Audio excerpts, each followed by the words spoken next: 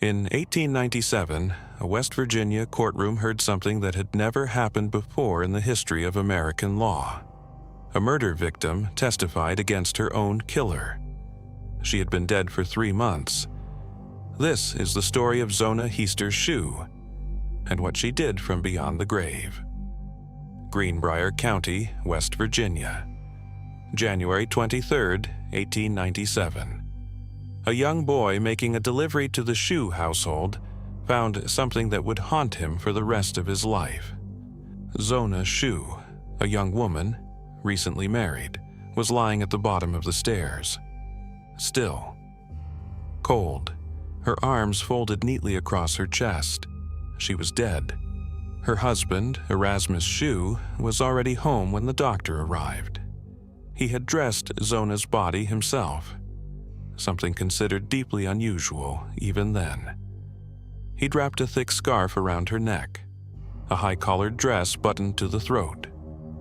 When the doctor tried to examine her, Erasmus wept loudly, held her, made it nearly impossible to complete a proper examination. The official cause of death was listed as everlasting faint, a meaningless phrase, a placeholder. Zona was buried, and that, it seemed, was the end of it. But Zona's mother, Mary Jane Heaster, never accepted it. She had despised Erasmus from the beginning. Something about him had always felt wrong to her. After the funeral, she prayed. Every night for 4 weeks straight, she begged for the truth.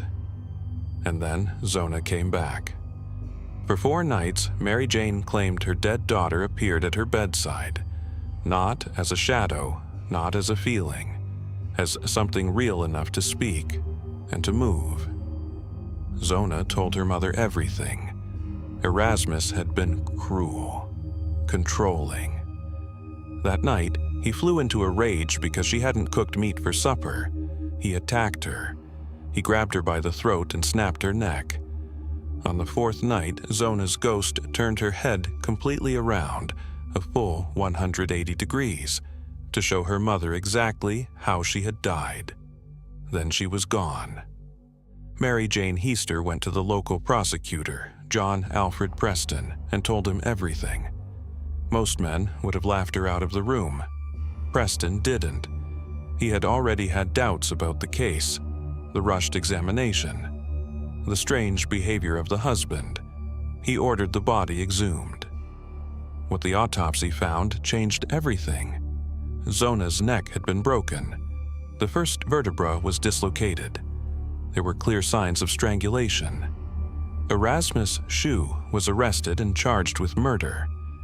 At trial, Mary Jane was called to the stand. Defense attorneys tried to destroy her testimony. She was a grieving mother. She was delusional. She had simply convinced herself of a ghost story because she wanted someone to blame. Mary Jane didn't flinch. She told the jury exactly what she had seen, exactly what her daughter had said, exactly how Zona had turned her head. The jury believed her.